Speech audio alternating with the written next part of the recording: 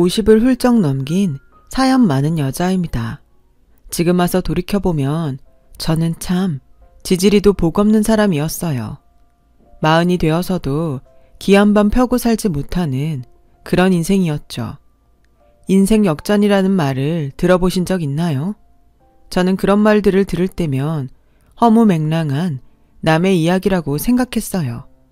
그런데 그랬던 저에게 그런 기적 같은 일이 생겨나 지금은 예전과는 전혀 다른 인생을 살아가고 있으니 인생은 정말 예측할 수 없다는 그 말이 맞는가 봅니다.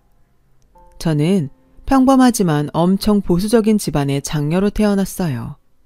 그래서 저는 태어난 순간부터 사내가 아닌 계집이라고 환영받지 못했고 엄마 역시 아들이 아닌 딸을 낳아 죄인이 되었다며 저를 미워만 하셨는데 다음 해에 연년생으로 남동생이 태어난 후부터는 본격적인 차별을 받으며 자랐어요. 생각해보면 제일 가슴 아픈 건 그 어린 것이 그게 차별인지도 모르고 당연하게 받아들인 수많은 대우들이었는데요. 저는 항상 좋은 건 모두 동생에게 양보해야 했어요. 입는 것, 먹는 것, 잠자는 이불까지도요. 추운 겨울, 동생은 언제나 폭신하고 구름 같은 소미불에서 잠을 자는데 저는 그저 겹겹이 이불을 포개서 그 무게를 견디며 잠을 자야 했어요. 그리고 동생은 당연히 인문계 고등학교에 진학할 예정이었는데 저는 실업계 고등학교 진학도 언감생심 꿈도 꾸지 못했으니 저도 서운하다 못해 집을 싫어하게 되었죠. 그래도 학교는 정말 가고 싶었어요. 그래서 끈질기게 아버지한테 학교에 보내달라고 태어나 처음으로 고집을 부려봤는데요. 뭐? 기집애가 고등학교까지 가겠다고? 집에 돈이 넘쳐나냐? 뭐하러 너까지 공부를 한다고 설쳐? 옛날 같으면 중학교 보내준 것도 감지덕지야. 부모한테 평생 감사해야 될 일이라고. 그런데 기집애가 어디 주제도 모르고? 넌 그냥 조용히 돈이나 벌어서 그동안 네가 입고 먹은 거나 갚고 시집이나 가. 알겠어?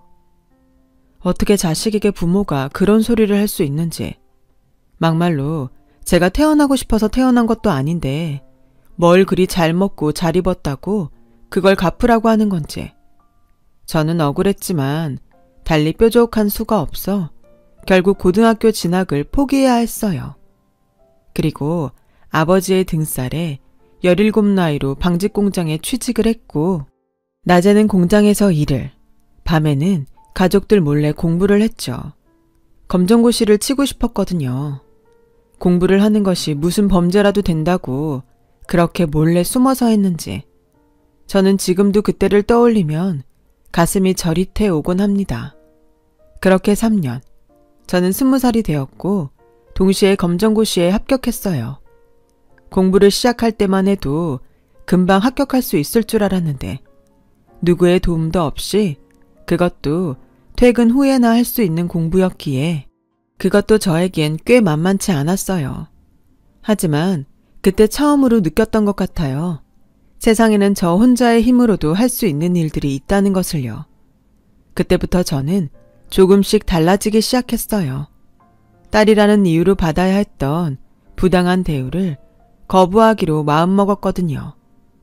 그래서 저는 야반 도주하듯 몰래 나오긴 했지만 비로소 홀로 서기를 하게 되었어요. 이미 20살 성인인데 부모 밑에서 억울하게 사느니 고생은 하더라도 평등하게 살 수 있다고 생각하니 그것만으로도 기쁘더라고요. 그렇게 혼자 산 지 2년 만에 지금은 원수가 되어 헤어진 전 남편을 만나게 되었어요. 그때 당시 저는 백반집에서 일을 하고 있었는데 남편은 그 백반집 주인 아주머니의 하나밖에 없는 아들이었죠. 남편은 보수적이고 가부장적인 저희 아버지와는 달리 언제나 저를 칭찬해 주었고 또 무엇이든 잘한다며 추켜 세워줬어요. 태어나 칭찬이라는 걸 처음 들었던 저는 점점 남편에게 빠져들게 되더라고요. 당시 군대에서 막 제대를 하고 복학 준비를 하던 남편은 저에게 자신의 여자친구가 되어달라고 했어요. 물론 주인 아주머니 몰래요. 돌이켜보면 몰래 하는 연애가 솔직히 좀 재미가 있었어요. 애틋한 마음도 더 생겼던 것 같고요. 그래서 남편과 만난 지 1년도 되지 않았는데 저희는 겁도 없이 혼인신고를 먼저 하고 제가 살던 단칸방에서 함께 지내게 되었는데 뒤늦게 이 모든 사실을 안 주인 아주머니가, 그러니까 저희 시어머니가 그야말로 난리를 치셨어요. 오갈 데 없는 거 불쌍해서 일하게 해줬더니 감히 내 아들을 꼬셔? 야, 네 눈엔 내가 만만해 보이냐? 혼인신고 먼저 하면 내가 널 며느리로 순순히 받아줄 것 같아. 꿈깨. 어디서 고아 같은 게 굴러들어와서 은혜도 모르고 남의 귀한 아들을 탐내. 너 당장 내 아들 옆에서 떨어져. 그동안 네가 일한 건 네가 사고친 값으로 생각하고 받을 생각도 하지 말고. 알겠어?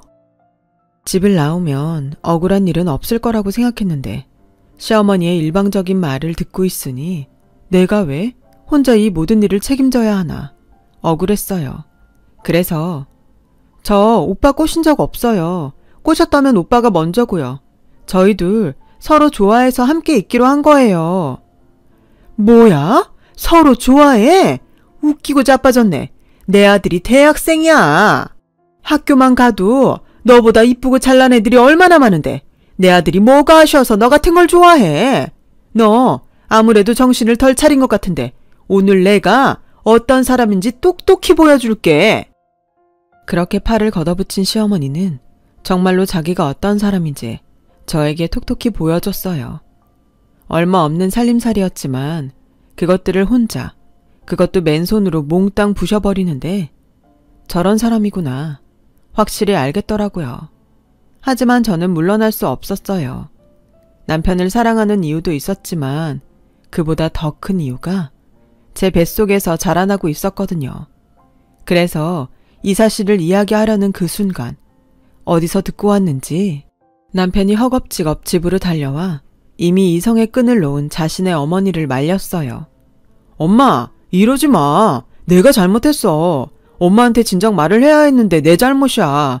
그러니까 그만해. 뭐야? 너 말 잘했다. 네가 뭐가 아쉬워서 쟤 같은 거랑 이러고 살아? 어? 내가 고작 쟤 같은 며느리 보려고 그 고생을 하면서 널 키운 줄 알아? 또 그러신다. 내가 말했지. 엄마 인생 나한테 다 걸지 말라고. 경선이 착하고 좋은 사람이야. 엄마는 착한 며느리보다 지 잘난 맛에 잘난 척하는 며느리 눈치 보며 살고 싶어? 난 엄마 말대로 잘난 거 없어도 착한 저 사람이 좋아. 그리고 우리 이미 혼인신고도 끝났고 내년엔 아이도 태어나. 엄마 이미 늦었어. 뭐? 애가 태어난다고? 정말이야? 아니 진짜 저게 사람을 작정하고 엿을 먹이네. 야, 네가 기어이 내 아들 발목을 잡았냐? 너 그게 정말로 우리 아들 씨 맞아? 네, 믿기 싫으시겠지만 맞아요.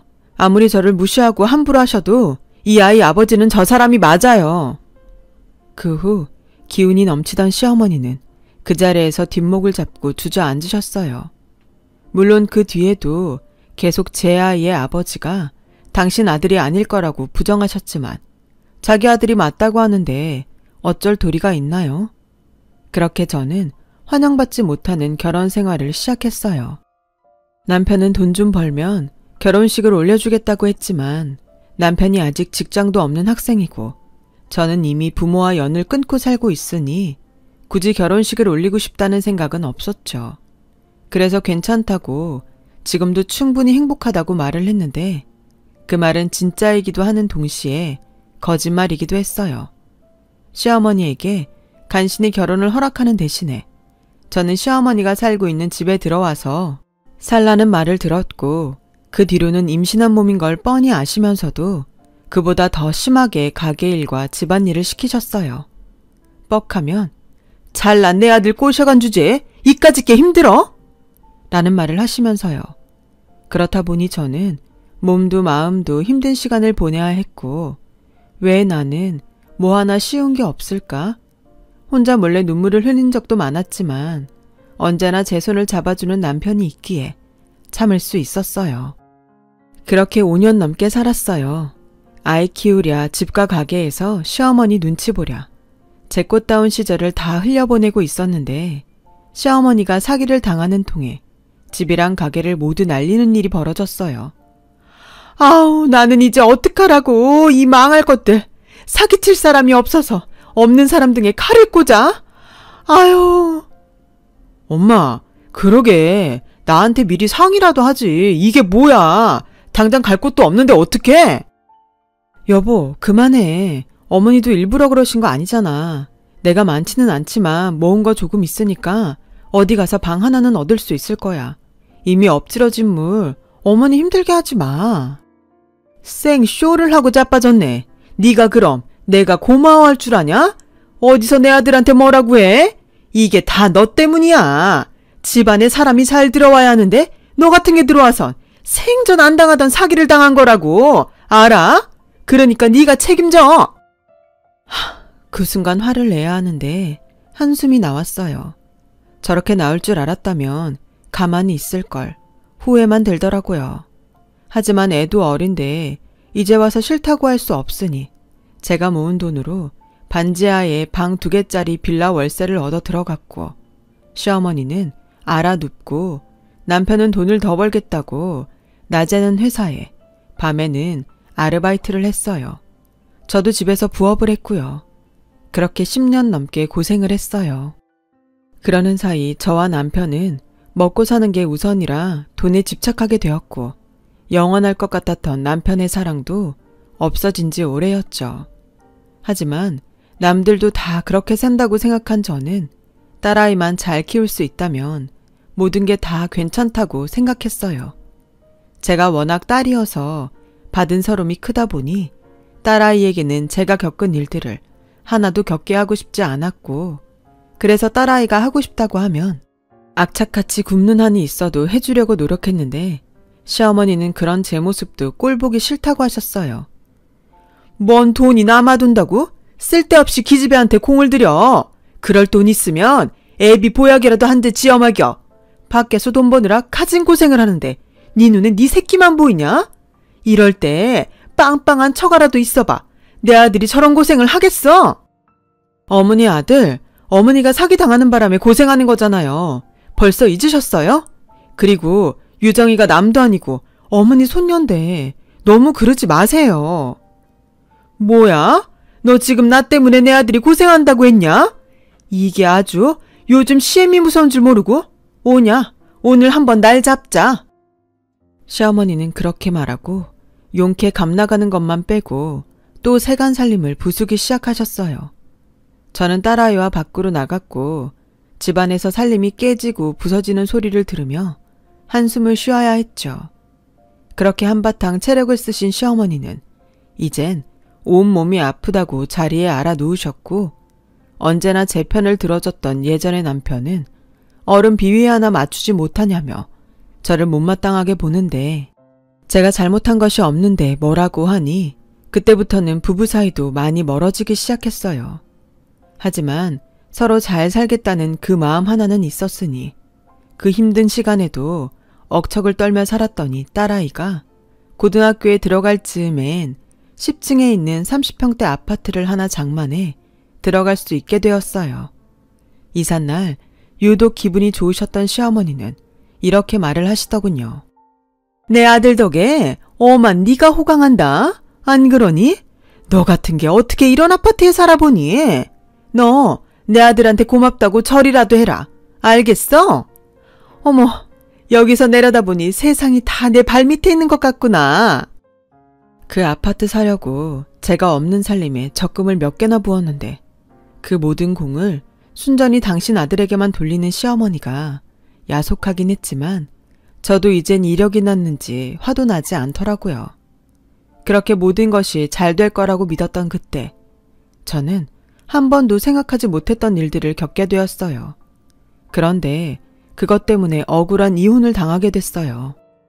이젠 제법 먹고 사는 게 여유가 있다고 생각할 즈음 건설회사에서 영업일을 하던 남편은 자꾸만 접대를 핑계로 여자와 어울렸고 걸핏하면 외박을 하는데 아무리 일이라고 해도 이건 아닌 것 같아서 제가 뭐라고 따지면 이렇게 적반하장으로 화를 냈어요. 야, 내가 밖에서 노냐? 접대도 일이야? 아니, 접대하는데 여자 있는 데 가지 남자 있는 데 가냐? 이렇게 생각이 없어. 그리고 너 그 옷들 도대체 어디서 주워서 입냐? 거울 좀 봐. 지금 그 꼴을 하고 꼴의 와이프라고 잔소리를 하는 거야? 나도 남자거든? 내가 이러니 집구석에 들어오고 싶지 않지. 그 순간 자존심이 얼마나 상하던지요. 내 좋은 시절 이렇게 보내게 한 사람이 누군데. 그날 저녁 세수를 하는데 물인지 눈물인지 계속 닦아도 없어지지 않았어요. 자기가 남자면 나도 여잔데.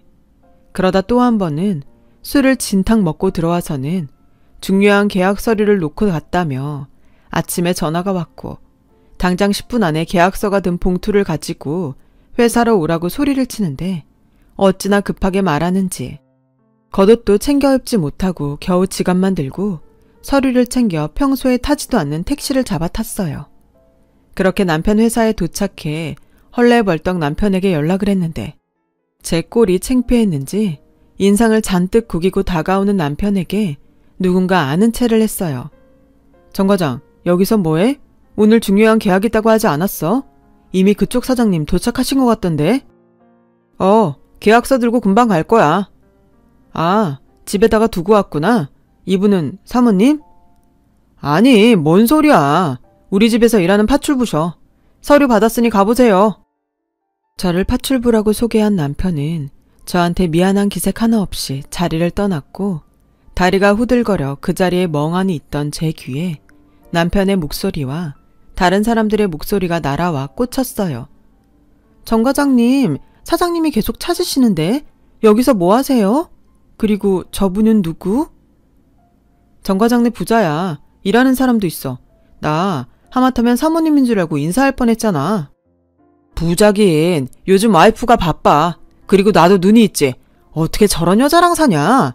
진짜 옷 입는 꼴이며 머리꼴이며 와이프한테 당장 그만두게 하라고 대판했다니까. 아, 정 과장님네 파출부구나. 하긴 정 과장님하고 안 어울리긴 하네요. 아, 시간 없어요. 빨리 가셔야 할 것 같은데. 오늘 정말 계약 따는 거죠? 나만 믿어. 내가 그동안 그쪽 구워 삼느라 얼마나 고생을 했는데. 두고 봐. 이 계약 따고 나 부장으로 승진한다. 와, 정 과장 와이프는 좋겠네. 좋기는요. 이렇게 사람 비참하게 만들어 놓고 저는 그날 울면서 집으로 돌아왔어요. 그리고 뭐에 홀린 듯 난생 처음 백화점에 가서 옷을 사 입었는데 남편은 그런 저에게 미안한 기색 하나 없이 아니, 호박에 줄 긋는다고 수박되는 것도 아닌데 이놈의 옆에 내가 겁도 없이 백화점에서 옷을 사 입어? 당신 미쳤어? 당장 가서 환불해. 가뜩이나 회사에서 사람 쪽팔리게 해놓고 도대체 무슨 생각으로 사는 거야? 라며 화를 냈고 저는 끝내 옷을 환불하지 않았어요. 그리고 그 후 남편은 대놓고 저에게 못생겼다는 둥, 거지상이라는 둥, 막말을 입에 달기 시작했는데 시어머니는 이제야 자기 아들이 자기 말을 안 들어 후회하는 거라며 한술 더 뜨고 비아냥거리니 정말 온몸이 바들바들 떨리더군요. 다른 건 다 참아도 식구들이 저에게 하는 이 모든 행동들을 딸아이가 본다는 것이 심적으로 힘들었어요. 왜 딸은 엄마를 닮는다고 하잖아요. 이러다 딸이 저처럼 될까 무서웠어요. 그러던 어느 날이었어요. 난데없이 남편은 더 이상 저랑 살기 싫다며 방 얻을 돈이라도 받고 싶으면 순순히 이혼 서류에 도장을 찍으라고 했고 저는 그럴 수 없다며 버티니 남편은 자기한테 여자가 있다며 그 여자가 임신을 했다며 저보고 안방을 내놓으라고 하더군요. 외도를 해놓고 이렇게 뻔뻔할 수가. 저는 두 집 살림을 하든지 말든지 절대 물러나지 않겠다고 했어요. 이 아파트 마련하려고 제가 고생한 게 얼만데 순순히 다른 여자에게 내어줄 순 없었으니까요. 그런데 시어머니는 아들도 못 낳은 주제에 욕심만 많아서 자기 아들 앞을 막는다며 제 옷과 제 물건을 쓰레기통에 담아 밖으로 던졌고 이 모습을 학교 갔다가 그대로 본 딸이 울면서 이렇게 말하더군요.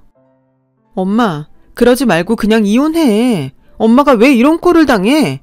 바람난 아빠나 몰상식한 할머니, 그냥 엄마가 버리면 되잖아. 참을 걸 참아야지. 난 정말 엄마가 이러는 거 싫어.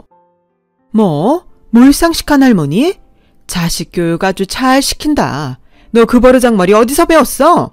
네 엄마가 나 없을 때 그렇게 말하던? 할머니는 할머니 자신을 몰라요? 지금도 그래.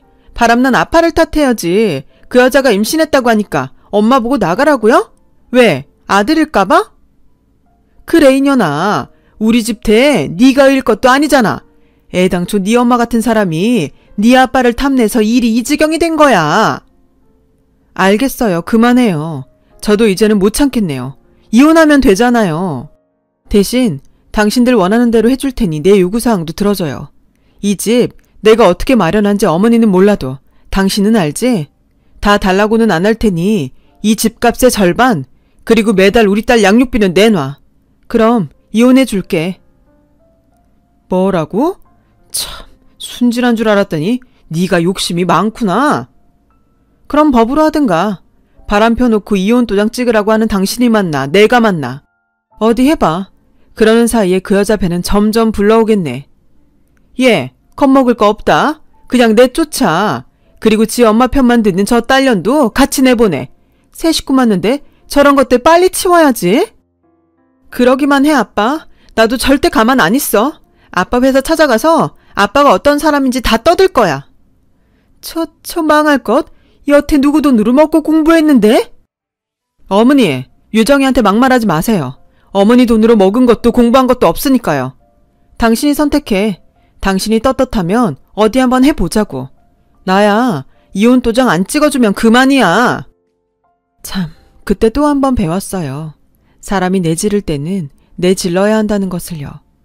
남편은 무슨 자신감인지 제가 순순히 도장을 찍어줄 거라고 생각했는지 적지 않게 당황한 눈치였어요. 물론 아닌 척 연기를 했지만 같이 산 세월이 얼만가요. 그 정도는 저도 알 수 있었죠. 그리고 하루 만에 남편은 제가 원하는 대로 하겠다며 이혼을 하자고 했어요. 저는 돈을 주기 전에는 도장을 찍지 않겠다고 했고 어디서 돈을 빌렸는지 아님 그 여자가 줬는지 그날 저녁에 제 계좌에 돈을 입금해 주더군요. 그렇게 저는 이혼을 했어요. 뭐 좋았던 부부라고 마음이 헛헛한지. 저는 한동안 이혼 후유증에 힘든 시간을 보냈고 그래도 입시를 앞둔 딸아이를 위해 일을 해야 했는데 경력이 단절된 저한테 허락된 일자리는 많지 않았어요. 그러다 눈에 띈 파출부 구합니다. 파출부라면 이가 갈리는데 저는 아이 학원비를 위해 눈을 딱 감고 인력 사무실 안으로 들어갔어요. 그래도 살림한 기간이 파출부에겐 경력이 되더군요. 그렇게 6개월 정도 1일 파출부부터 살림집 단기 파출부까지 하게 되었어요. 워낙 손이 빠르고 깨끗한 걸 좋아해서 다행히 인정을 받게 되었고 그러는 사이 사무실 사장님에게 특별한 제안을 받게 되었어요. 저기 원래 초짜한테는 이런 제안 안 하는데 워낙 여사님이 일을 똑부러지게 잘하셔서 말씀드려요. 저희 고객 중에 엄청 까다로우신 분이 계세요. 혼자 지내시는 분인데 일주일에 3번 청소랑 밑반찬 정도 해주시면 돼요. 지금까지 20명도 넘게 사람을 보냈는데 다 싫다고 하셔서 여사님에게 부탁드려요. 만약 고정으로 가시게 되면 지금 받는 일당에서 3배 드릴게요. 3배라니. 저는 귀가 팔랑거렸어요. 애들 아빠가 양육비를 보내고 있지만 솔직히 언제까지 받을 수 있는지 불안했고 또 곧 있으면 딸아이가 수능을 보는데 대학 등록금도 마련해야 했거든요. 그래서 무조건 알겠다고 최선을 다하겠다고 했어요. 하지만 막상 그 집에 도착하니 차라리 치울 것이 많으면 걱정을 하지 않을 텐데 무슨 호텔처럼 이미 완벽한 그 집에 저더러 어쩌라는 건지 난감하고 슬슬 걱정이 되기 시작했어요. 일당이 3배나 되는데 할 일이 없다니. 저는 그때부터는 없는 일을 일부러 만들어가며 청소를 했어요. 커튼도 떼다 빨고 침대 시트도 빨고 냉장고 청소도 하고요. 하지만 손이 빨라 일은 금방 끝났고 저는 시장에서 장을 봐서 음식을 만들기 시작했어요. 입맛이 어떤지도 모르는데 간을 어떻게 봐야 할지 처음부터 끝까지 쉬운 게 하나도 없더군요. 그래서 평소 엄마 음식이라면 뭐든 맛있다고 말해주는 딸을 생각하며 반찬도 만들고 국도 미리 끓여서 냉동실에 착착 넣어놨어요. 그리고 돌아가려는 그 찰나. 그래도 받은 돈에 비해 뭔가 한 것이 없다는 생각에 저는 편지 한 통을 썼고 내용은 드시고 싶은 음식이나 제가 처리했으면 좋겠는 일들을 적어서 냉장고에 붙여주시면 해드리겠다고 적었는데 냉장고에는 아무것도 붙어있지 않았어요. 걱정했던 거에 비해 다행히 클레임은 없었고 저는 그 뒤로 없는 일거리 일부러 만들며 돈값을 하겠다고 최선을 다했는데 혼자 산다는 그분의 달력에 작은 글씨로 기일이라고 적혀 있었어요. 날짜를 보니 그날은 제가 집에 오는 날이 아니었는데 기일이면 음식 준비를 해야 되지 않을까? 혼자 고민을 했고 고민 끝에 전날 음식장만을 해놓고 가자는 생각이 들었어요. 모처럼 할 일이 많으니 어찌나 바쁘고 즐겁던지 시간 가는 줄도 모르고 음식을 하고 있는데 남자 고객님이 들어오시더라고요. 아, 죄송합니다. 제가 음식하느라 시간 가는 줄을 몰랐어요. 얼른 마무리하고 가겠습니다. 아, 식사는 하셨나요? 제가 좀 차려드릴까요? 아니, 됐습니다. 그나저나 무슨 음식을 그렇게 많이 하세요? 아, 내일이 기일이라고 적혀 있어서. 그때 보였어요. 남자분이 기일 준비를 할 생각이었는지 장을 한가득 봐왔더라고요. 저는 순간 내가 실수했나? 하는 생각이 들었고 어째야 할지 머리를 마구 돌리고 있었는데 다행인지 불행인지 고객은 아무 말도 하지 않고 어서 정리하고 돌아가라며 방으로 들어갔어요. 저는 그 후 이대로 잘렸을 것 같다는 예감에 덜컥 돈 걱정부터 들었는데 아무 얘기가 없길래 출근을 해보니 냉장고에 떡하니 음식 고마웠습니다. 라는 메모가 붙어 있었어요. 그 메모를 보는 순간 어찌나 기분이 좋던지 그 후로 저는 신이 나서 청소와 음식을 했고 내가 원래 살림을 좋아했던 여자라는 걸 새삼 깨달았어요. 그러다 또 다른 날 출근을 했는데 음식 양이 너무 많습니다. 줄여주세요. 라고 적혀 있었고 그 후로 저와 고객은 냉장고를 매개로 짧게나마 이야기를 주고받게 되었어요. 오늘은 된장찌개가 아주 맛있게 됐어요. 데워서 따뜻하게 드세요. 감사합니다. 정말 맛있게 먹었어요. 오늘 밖에서 화분을 팔더라고요. 제 마음대로 화분을 들여놓았는데 싫으시면 치우겠습니다. 화분이 있으니 집 분위기가 밝아졌네요. 고맙습니다. 잘 키울 자신은 없어요. 화분도 잘 키워주실 거죠? 이런 식으로요. 그렇게 6개월 정도가 흘렀나 봐요. 저는 언제부터인가 일하러 가는 날이 기다려졌고 가서 뭘 만들지 뭘 할지 고민하며 혼자 웃는 날이 많아졌는데 그런 제 모습을 본 딸이 엄마 혹시 연애해? 얼굴이 활짝 폈네? 라고 하는 거 있죠. 어찌나 황당한지. 저는 손살에 치며 아니라고 말은 했지만 이런 마음이 당최 뭔지 모르긴 했어요. 그리고 어느 날 출근을 했는데 감기에 걸리셨는지 그날은 고객께서 집에 계셨고 저에겐 오늘은 그냥 돌아가도 된다고 하시는데 아픈 사람을 그냥 두고 가기가 영 마음에 쓰이더라고요.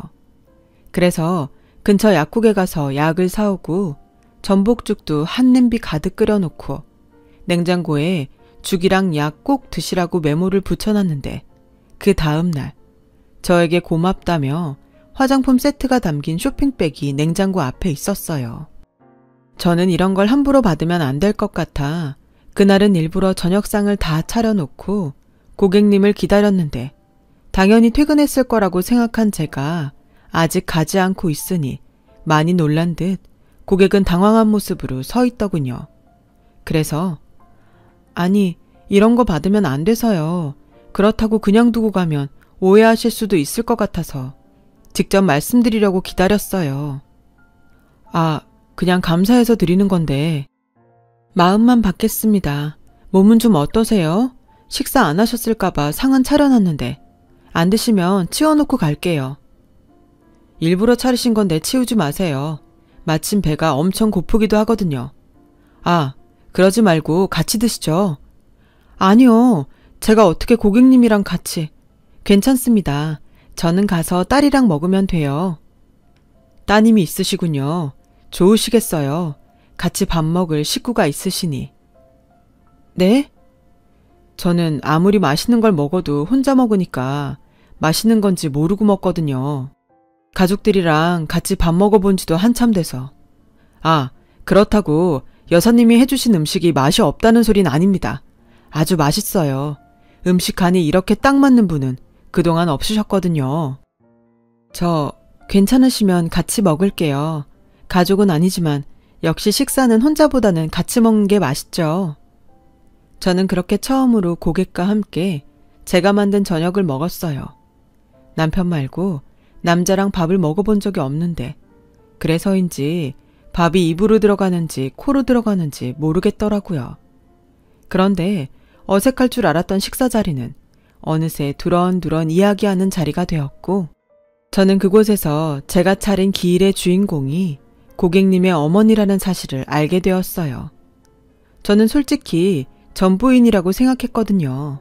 그래서 손수 음식을 다 장만하려 장을 봤구나 하며 누구랑 정말 다른 사람이다 라고 생각했었는데 알고 보니 고객은 결혼한 적 없는 싱글이었어요. 저보다 8살은 많았는데 젊었을 때 고생을 너무 많이 해서 여자들이 다 도망갔다고 농담처럼 말하더군요. 그 후로는 자기보다 자기 돈을 욕심내는 여자들만 꼬여서 일부러 결혼을 하지 않았대요. 그런데 같이 살던 어머니가 세상을 떠나고 그때 처음 결혼을 하지 않은 것을 후회했다고 하는데 너무 자기 얘기만 했다고 생각했는지 대뜸 남편분은 어떤 분이세요? 저랑 이렇게 밥 먹는 거 알면 화내시는 건 아니시겠죠? 라고 하는데 자리가 편해서인지 아니면 그동안 냉장고 대화로 친해졌다고 생각해서인지 저도 모르게 남편의 외도로 이혼당한 그 이야기를 하고야 말았어요. 제 얼굴에 침 뱉는 이야기인데 저는 뒤늦게 정신을 차리고 주책이었다며 자리에서 일어나 상을 치웠어요. 그리고 고객께서도 민망했는지 방으로 들어가셨는데 그 다음에 출근을 하니 냉장고에 이런 메모가 붙어 있더군요. 괜찮으시면 종종 지난번처럼 밥 친구 해주세요. 역시 밥은 같이 먹어야 맛있네요. 앞으로도 맛있는 거 해달라는 뜻에서 드리는 카드입니다. 편하게 쓰세요. 그 카드를 들고 참 오만 가지 생각이 들었어요. 설레지 않았다면 거짓말이고 파출부인 주제에 고객을 좋아하게 되었다면 그 역시 큰일이라 어떻게 해야 할지 고민이 되었죠. 그래서 밥 친구는 못 떼어드리겠다고 카드랑 함께 메모를 냉장고에 붙였어요. 전 나름대로 선을 지켜야겠다고 생각했거든요. 그랬더니 다음날 제 번호를 사무실에 물어 알게 되었다며 연락이 왔고 설마 이대로 잘리는 건가? 잔뜩 긴장을 하고 있는데 뜻밖의 저를 좋아하게 되었다는 고객님의 고백을 듣게 되었어요. 어떻게 생각할지 모르겠지만 제 마음이 그렇습니다. 그때 경선 씨 이야기 듣고 참 가슴이 아팠어요. 저라면 절대 그러지 않을 텐데. 고객님, 아니 사장님, 저는 결혼에 한 번 실패한 사람으로 절대라는 말은 믿지 않아요. 지금이야 서로 좋은 마음이 오고 가고 하는 거지만 사람 마음이 시간이 지나면 지금 같지 않더라고요. 분명 나중에 후회하실 거예요. 아니요. 제가 뭐 어린 남자도 아니고 후회 안 합니다. 경선 씨를 좋아하는 마음에서 시작된 건 맞지만 저는 경선 씨랑 가족이 되고 싶어요. 아니, 가족이 되어달라고 부탁드리는 겁니다. 매일 저녁에 경선 씨랑 또 경선 씨 따님이랑 이야기하며 밥도 먹고 차도 마시고 주말이면 나가서 외식도 하고 싶은 마음이 들었어요. 제 평생 처음으로요. 저도 마음에 그 사람을 담아서일까요? 머리로는 또다시 상처받기 싫다고 거절하자 싶은데 마음이 도통 말을 듣지 않더라고요. 그래서 기어이 딸과 함께 그 사람을 만나게 되었어요. 그런데 딸은 뭐가 그렇게 마음에 들었는지 한번 사는 인생 자기 아빠 같은 사람 말고 저 좋다는 사람 만나서 사랑받고 살라고 하는데 눈물이 나더라고요. 그래서 이게 맞는 건지 모르겠지만 재혼을 하기로 했어요. 제가 아무리 괜찮다고 했는데도 결혼식은 꼭 올려야 한다던 그 사람. 그래서 난생 처음 웨딩드레스를 골라보고 호텔 식장도 가봤는데 그곳에서 그 사람이 잠깐 회사 일로 미팅을 하고 온다고 자리를 비운 사이 하필이면 다시는 만나고 싶지 않았던 딸아이 아빠를 보게 된 거 있죠. 뭐야? 당신이 어울리지도 않게 왜 호텔에 있어? 어쭈? 꼴에 화장도 했네? 남이야 화장을 했던 호텔에 오던 무슨 상관이야? 남이라고? 서운하다. 내가 애 아빠인데. 나한테 신경 끄고 당신 볼일이나 봐. 볼일이라 해봤자 영업한다고 누군가한테 굽신거리는 거겠지만. 야, 너 나랑 헤어지더니 기가 많이 살았다. 그래, 너랑 안 사니까 이렇게 좋을 수가 없더라. 이럴 줄 알았으면 그 더러운 꼴 안 보고 진작에 이혼하는 건데. 어디 돈 많은 영감이라도 물었냐? 유정이가 그러더라. 자기 엄마 결혼할 거니까 신경 끄고 살라고. 딸년이나 마누라나 어쩌면 그렇게 닮았는지.